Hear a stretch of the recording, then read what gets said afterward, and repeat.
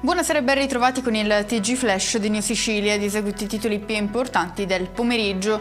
Incidente a San Cataldo nel Nisseno, a rimanere feriti 4 individui, di cui uno attualmente in gravi condizioni in seguito allo scontro tra il veicolo e un muretto. Le persone a bordo sono risultate tutte positive all'alcol test.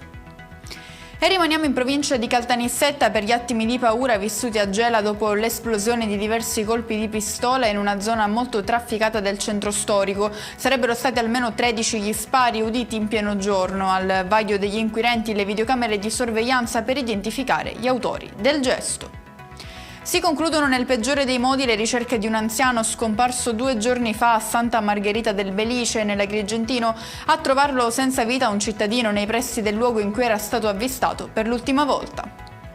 Un pregiudicato di 49 anni è stato arrestato a Palermo al termine di un inseguimento scattato dopo essere stato sorpreso a gettare rifiuti in strada. Secondo quanto emerso da ulteriori controlli, l'uomo era sprovvisto di patente e di copertura assicurativa.